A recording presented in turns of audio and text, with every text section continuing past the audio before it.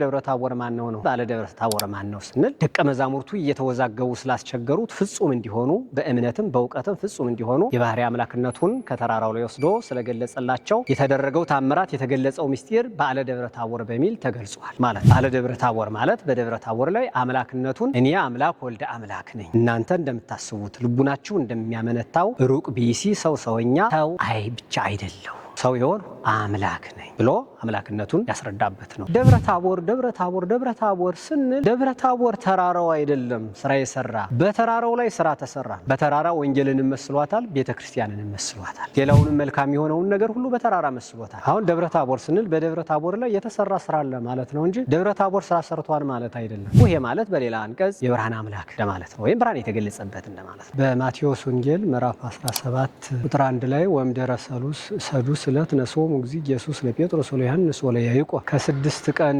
በኋላ ጌታ ኢየሱስ ክርስቶስ ሶስቱን ደቀ መዛሙርቱን ይዞ ደብረ ታቦር ወደሚባለው ተራራ ወጣ ይላል። ከ6 ቀን በኋላ ያለው ተስዕሎተ ቂሳርያ ነው፣ ነሐሴ 7 ቀን ማለት ነው። ከነሐሴ 7 ጀምረን ከደብረ ታቦር ስንቆጥር 6 ይሆናል። ቀኑ ሲደመር ወደ 8 ያድጋል። አንዱ የወጡበት አንዱ የወረዱበት ይደመራል ማለት ነውና አሁን አስፈላጊው ነገር ደብረ ታቦር ማን ነው? ደብረ ታቦር እንግዲህ አንዳንድ ጊዜ ጌታችን ኢየሱስ ክርስቶስ የሰራቸው ስራዎች ወይም ተአምራቶች ብዙ ጊዜ ከቦታው ጋር ተይዘው ይጠራሉ። አሁን ደብረ ታቦር ስንል በደብረ ታቦር ላይ የተሰራ ስራ አለ ማለት ነው እንጂ ደብረ ታቦር ስራ ሰርቷል ማለት አይደለም። መድኃኔ ዓለም ክርስቶስ ደቀ መዛሙርቱ እየተወዛገቡ ሲያስቸግሩ ተው እንዲህ ይልሃል፣ በራሳቸው ልቡና ውስጥ ያለውን መነ ይብልዎ ሰብ ሲላቸው አንዱ ነቢይ ነው ይልሃል፣ አንዱ እንዲህ ነው ይላል፣ አንዱ ይላሉና ይህንን የሚወዛገቡበትን ነገር ጠቅለል አድርጎ የባህሪ አምላክ ወልደ አምላክ እንደሆነ ሊያስረዳቸው ፈለገና ወደ ደብረ ታቦር ወደሚባለው ተራራ ይዟቸው ወጣና ከዛ ቀደም ሲል አምላክነቱን ለማየት ይመኙ የነበሩ ሙሴና ኤልያስም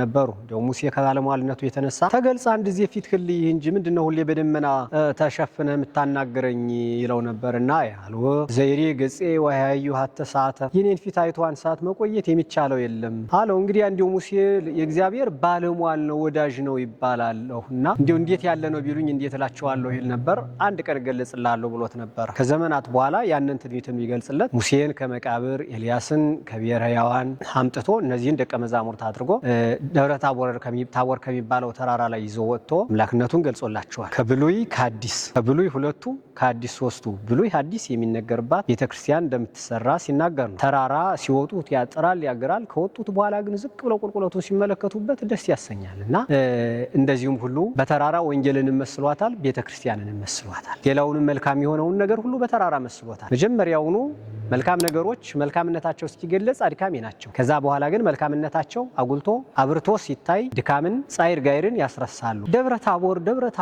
ታቦር ስንል ደብረ ታቦር ተራራው አይደለም ስራ የሰራ በተራራው ላይ ስራ ተሰራ። ነገር ግን ቅድም በመግቢያ እንዳሉትኝ ኢየሱስ ክርስቶስ ብዙ ጊዜ ተአምራት ያደረገበት ቦታ የዛንን በዓል ወይም የዛን ተአምር ድርጊት መጠሪያ አድርጎ ይይዘዋል። ለምሳሌ ደብረ ዘይት ብለን ስንነጋገር ስለ ምጽአት ነው የሚያወራ። ነገር ግን ደብረ ዘይት ከሚባለው ቦታ ላይ ምጽአትን ስለተናገረ ባለ ደብረ ዘይት ይባላል። በሌላ መልኩ ግን ስለ ምጽአት ያስተማረበት ወይም ነገረ ምጽአት እንደማለት ሌላም እንደዚህ ይመሳሰላልና ባለ ደብረ ታቦር ማለት በደብረ ታቦር ላይ አምላክነቱን እኔ አምላክ ወልደ አምላክ ነኝ፣ እናንተ እንደምታስቡት ልቡናችሁ እንደሚያመነታው ሩቅ ቢሲ ሰውኛ ሰው አይ ብቻ አይደለም ሰው ይሆን አምላክ ነኝ ብሎ አምላክነቱን ያስረዳበት ነውና ይሄ በዓል እንግዲህ በተለይ በኢትዮጵያውያን አብያተ ክርስቲያናት ብሎ በደቀ መዛሙርት ዘንድ ደግሞ ጎልቶ ይወጣል። ደቀ መዛሙርት ልቡናቸው ይወዛገብ ስለነበር አረጋጋው፣ ፍጹም ዕውቀትን ገለጸለት። ለኢአማኒ ፍጹም ዕውቀት ሊገለጽለት የሚችል ከፍ ወዳለ ልዕልና ሲወጣ ነው። ወደ ደብረ ታቦር ተራራ ጻይር ጋር ወደሚበዛበት ሲወጡ ድረስ ከሚያታግለው ከወጡ በኋላ ግን ዝቅ ብለው ሁሉ ሲያዩት ደስ እንደሚያሰኘው ሁሉ መጀመሪያ ፍጹም ወደሆነ አምልኮት ፍጹም ወደሆነ እምነት ለመድረስ ምን ያስፈልጋል? ትግል ያስፈልጋል፣ ጥረት ያስፈልጋል። ብሩህ ልቡናን ተሰጥቶን ፍጹም እምነትን እስከምናምን ማለት ነውና ደቀ መዛሙርት ደግሞ ለቀደሙት ደቀ መዛሙርቶችህ አምላክነትን ገልጸ ፍጹም አድርጋቸዋል በእምነት በእውቀት እኛንም በእምነትም በእውቀትም ፍጹም አድርገን ሲሉ ባለ ደብረ ታቦርን ደቀ መዛሙርት ካለ ከኪሳቸው አወጣጣው ሰብስበው ዝክር ይዘክራሉ። እና ባለ ደብረ ታቦር ማን ነው ስንል ደቀ መዛሙርቱ እየተወዛገቡ ስላስቸገሩት ፍጹም እንዲሆኑ በእምነትም በእውቀትም ፍጹም እንዲሆኑ የባህሪ አምላክነቱን ከተራራው ላይ ወስዶ ስለገለጸላቸው የተደረገው ታምራት ወራት የተገለጸው ምስጢር በዓለ ደብረ ታቦር በሚል ተገልጿል ማለትና እንደኛ መጠሪያ ቡሄ ምን እንላለን? ቡሄ ማለት በሌላ አንቀጽ የብርሃን አምላክ እንደማለት ነው፣ ወይም ብርሃን የተገለጸበት እንደማለት ነው። እንዲህ ያሉ አንዳንድ ባህላዊ መጠሪያዎች ይኖሩታል ማለት ነውና ሰው ሲጸልይ ይበረታል፣ ሲበረታ ጸጋ እግዚአብሔር ይበዛለታል። ጸጋ እግዚአብሔር ሲበዛለት ወንጌልን ይሰማል፣ ወንጌልን ሲሰማ ዓለምን ይንቃል፣ ይበቃል፣ ዓለምን ትቶ ይሄዳል። በዚህ ወቅት እጅግ ብዙሃኖቻችን አብዝተን እንጸልያለን። በጾም ወቅት መንፈሳዊ ነገሮችን መነጋገር ረብህ ጥቅም ያለበት ነው። ሱባኤ ማለት በሰባት የሚጾም ማለት ነው። በሰባት የተወሰነ ለምሳሌ የእመቤታችን ጾም 2 ሱባኤ ይባላል። 2 7 ማለት ነው። ይህ ሰውና እግዚአብሔር መገናኘት ማለት ይህ አይደለም። ስጋ ለባሽ እንደ መልአክ ሌሊቱን ሲያመሰግን ካደረ ሰውና እግዚአብሔር ተገናኘ ማለት ይሄ ነው።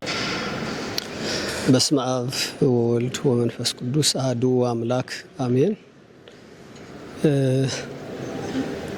ወአንብብ ዘንተ ለሕዝብ በዕለተ ጾም፣ ከኔ የሰማኸውን ለሕዝቡ በጾም ቀን አንብላቸው ይላል ትንቢተ ኤርምያስ። ከኔ የሰማኸውን ለሕዝቡ በጾም ቀን አንብላቸው። እኔ ሊሰሩት የሚገባውን ለአንተ የነገርሁህን አንተም የጻፍኸውን በጾም ቀን ለሕዝቡ ንገራቸው ወይም አንብላቸው እና አሁን የምንመማረው ጥቂት በጾም ቀን ለሕዝብ ምን ይነገራል፣ ጾምስ እንዴት ነው የሚለውን ነው። ነቢዩ በነቢዩ በኩል የተላለፈው መልእክት የሰማኸውን ለሕዝቡ በጾም ቀን አንብላቸው። እግዚአብሔር በጾም ቀን ሰዎች መስማት እንደሚችሉ፣ በጾም ቀን የሰው ልጅ ሕጉ ትእዛዙ ይነገረው እንደሚገባ፣ በጾም ቀን የተነገረውንም ሊኖረው ሊሰራው እንደሚችል የሚያስረዳን ኃይለ ቃል ነው። ይህንን ነው ነቢዩ የተናገረው። እኔ ነገርሁን የጻፍኸውን በጾም ወቅት ለሕዝቡ አንብላቸው ይላል። የጾም ወቅት የሕዝቡ ምኑ ነው ማለት ነው? ከበደል የሚመለስበት በንጽህና በቅድስና ራሱን እግዚአብሔርን የሚያገለግልበት ወቅት ነው እና ለዚህ ነው በጾም ወቅት ለሕዝቡ ሕጉን ንገራቸው ይላል። በዚህም በምንጾመው ጾም በጾመ ፍልሰታ ውስጥ ለሕዝቡ ስርዓተ ሱባኤን ስርዓተ ጾምን እንነግራቸዋለን። እንዴት ቢሉን ሱባኤ ማለት በሰባት የሚጾም ማለት ነው። በሰባት የተወሰነ ለምሳሌ የእመቤታችን ጾም 2 ሱባኤ ይባላል። 2 7 ማለት ነው። 2 7 ማለት በ14 ቀን ያልቅ። ከዛ በኋላ ያለው ትርፍ ነው። ወይም ተራዝሞ ወደ 21 ከሄደ እንደገን 3 7 ሊባል ይችላል እና ጾመ ፍልሰታ ተብሎ የሚጠራው ከእመቤታችን ከዚህ ዓለም ወደዛኛው ዓለም ወደ መንግስተ ሰማያት የመነሳቷንና የማረጓን ነገር ስለምንናገርበት ጾመ ፍልሰታ ይባላል እንጂ የእመቤታችን ጾም ወይም ስለ እመቤታችን የሚጾም ጾም ስለ እመቤታችን የሚያዝ ሱባኤ ማለት ነው። ሰው እግዚአብሔርን ደስ ለማሰኘት ገንዘብ አይደለም የሚሰጠው። እግዚአብሔርን ደስ የሚያሰኘ ሰው ልጅ ገንዘብ ሰጥቶ አይደለም። ገንዘብ መስጠት አይደለም እግዚአብሔርን ደስ የሚያሰኘው ራስን መስጠት ነው። በጾም በጸሎት በንጽህና በቅድስና በንስሐ ስናገለግለው እግዚአብሔርን ደስ የሚያሰኘው ስጦታ ይህ ነውና በዚህ ወቅት ስለ እመቤታችን ፍቅር ብለን ራሳችን ለጾም ራሳችን ለትጋት ራሳችን ልዩ ለሆነ ታላቅ አገልግሎት እናዘጋጃለን እና ጾመ ፍልሰታ ማለት የእመቤታችን የማረጓ ነገር የሚነገርበት ሲሆን ነገር ግን ሱባኤ የሚለው ትልቁን ድርሻ የሚወስደው ይህ ነው። በዚህ ወቅት ምዕመናን ከተማው አልመቻቸው ሲል ወደ ገዳምና ሰው ወደማይበዛበት ቦታ እየሄዱ እየፈለሱ ይህንን 2 ሱባኤ አሳልፈው የሚመጡ ዋል የእመቤታችን ፍቅር አብዝተው ለመግለጽ ንጽህናን ቅድስናን በሕይወታቸው ላይ አብዝተው ለመያዝ ፍቅረ እግዚአብሔርን ፍቅረ ድንግል ማርያምን ለመግለጽና በዚህ ወቅት ይህ ብቻ አይደለም። የእመቤታችን ትንሣኤና ዕርገት መናገር ብቻ አይደለም። ጾመ ፍልሰታ ብለን መናገር ብቻ አይደለም። ሱባኤ ብለን 2 ሱባኤ መጾምን ብቻ አይደለም። በዚህ ወቅት ሕዝብና እግዚአብሔር የሚገናኝበት ሕዝብና ወንጌል የሚገናኝበት ስለሆነ ይህ ወቅት ታላቅ ነው። ሕዝብና እግዚአብሔር ከታናሽ እስከ ታላቅ ድረስ እግዚአብሔርን በጾም ለማገልገል ሁሉም ይተጋል። ሌሊት ካህናት ሰዓታት ሲቆሙ ምዕመናን ሳይቀሩ መጥተው አብረው ቁመው ያድራሉ። ይህ ሰውና እግዚአብሔር መገናኘት ማለት ይህ አይደለም። ስጋ ለባሽ እንደ መልአክ ሌሊቱን ሲያመሰግን ካደረ ሰውና እግዚአብሔር ተገናኘ ማለት ይሄ ነው። ሌላው ወንጌልና ምዕመናን የሚገናኙበት ሚስጢር ነው። ስንነሳ በሪሳችን ምን ብለናል? ከኔ የሰማኸውንና የጻፍኸውን በጾም ወቅት ለሕዝቡ ንገራቸው ይላል። በዚህ ወቅት ምዕመናንን አብዝተን እናገኛቸዋለን። ታላቁንም ታናሹንም እናገኛቸዋለን። በተለይ በኢትዮጵያ ኦርቶዶክስ ተዋሕዶ ቤተክርስቲያን ስለ ድንግል ማርያም ያላቸው ወይም ያለን ፍቅር ታላቅ ስለሆነ እጅግ በጣም አብዝተን እንጾማለን፣ አብዝተን እንሰበሰባለን። ሕዝቡ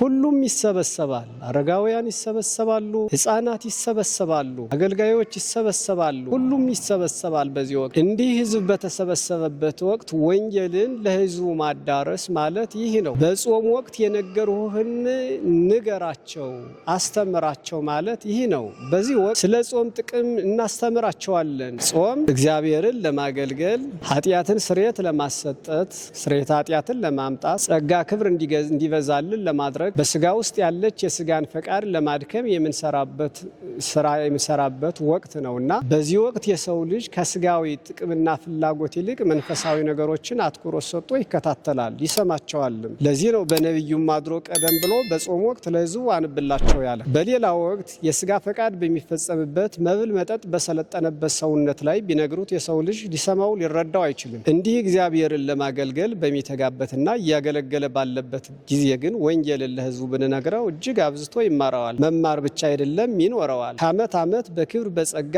በመልካም ስነ ምግባር እየተገለጸ ይመጣል እና ይህ የጾም ወቅት ጉባኤ ይዞ በረከት ከማግኘት የድንግል ማርያምን ፍቅር ከማብዛት ከዚህም በላይ እጅግ አብዝተን ደግሞ እንድንጸልይ ያደርገናል። በዚህ ወቅት እጅግ ብዙሃኖቻችን አብዝተን እንጸልያለን። ለምን? ውዳሴ ማርያም እንጸልያለን፣ የቅዱስ ኤፍሬምን በረከት እንድትሰጠን። ቅዳሴ ማርያም እንጸልያለን፣ የአባ ሕርያቆስን በረከት እንድትሰጠን። አብዝተንም እንጸልይበት ሰዓት ነው። ስለዚህ ጸልየን ስንማር ደግሞ እግዚአብሔር ልቡናችን ይከፍትና አይምሯችንም ብሩህ ያደርገውና ወንጌል በልቡናችን ይሰርጻል ማለት ነው። ለዚህ ነው በጾም ወቅት ለህዝቡ አንብላቸው ያለ። ከምንም በላይ በጾም ወቅት መንፈሳዊ ነገሮችን መነጋገር ረብ ጥቅም ያለበት ነው። ለምን ቢባል ስጋ ለነፍስ የምትገዛበት ወቅት ነው። ስጋ ነፍስን መስላ ነፍስ በምታዝዛት ልክ ተገርታ ተቀጣ ተሰርታ የምታገለግልበት ወቅት ነው። በዚህ በጾመ ፍልሰታ ወይም በእመቤታችን መዋዕለ ጾም ጾመ ሱባኤ ሕፃናቱም ከምግብ ከመጠጥ ተጠብቀው አረጋውያኑም እድሜ ቢጫናቸውም ስለ ፍቅረ እግዚአብሔር ጸንተውና በርትተው ልዩ ልዩ በሽታ ያለባቸውም ቢሆኑ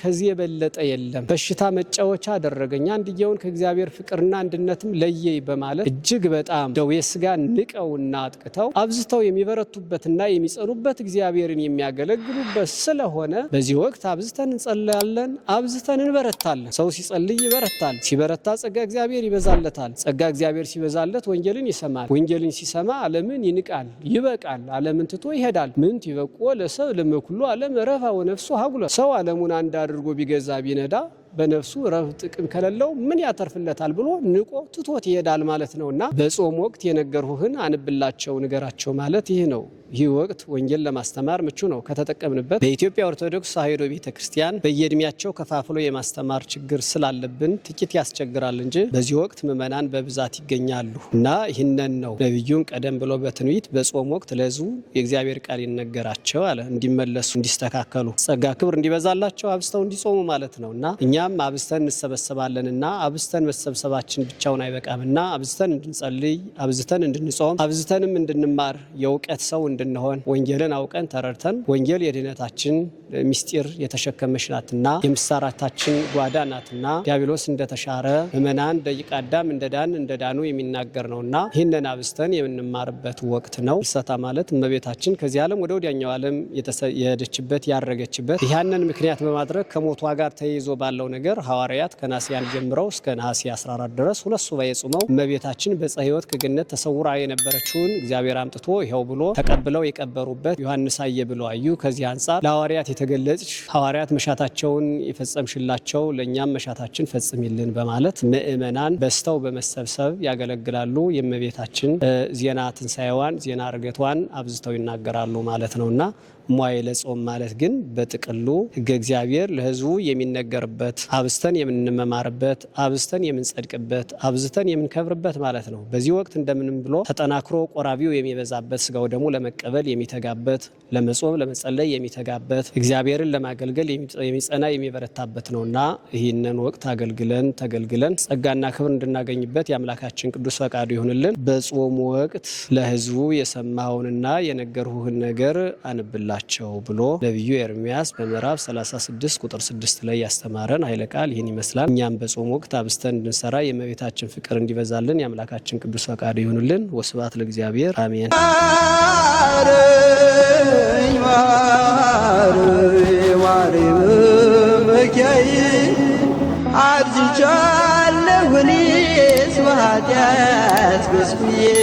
በኃጢአት በዝኩዬ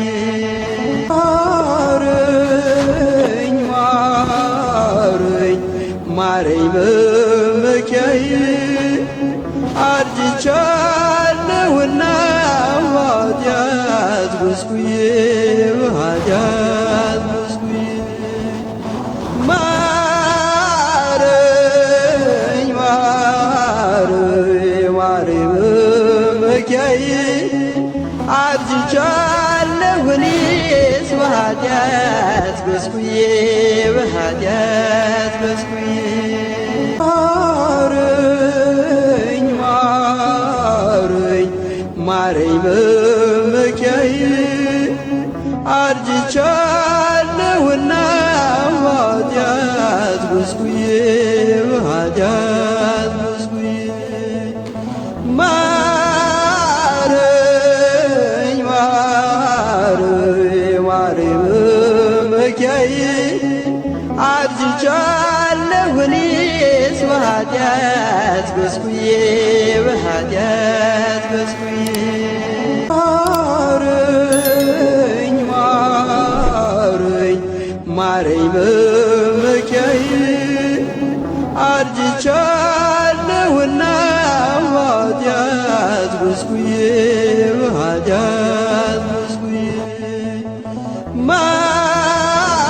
ማረኝ ማረኝ ማረኝ መመኪያዬ አርጅቻለሁ እኔስ በኃጢአት ጎስቁዬ በኃጢአት ጎስቁዬ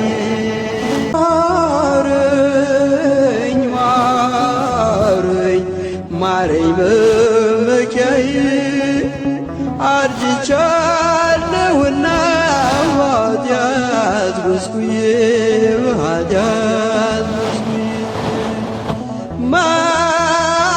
ማረኝ ማረኝ ማረኝ መመኪያዬ አርጅቻለሁ እኔስ በኃጢአት ጎስቁዬ በኃጢአት ጎስቁዬ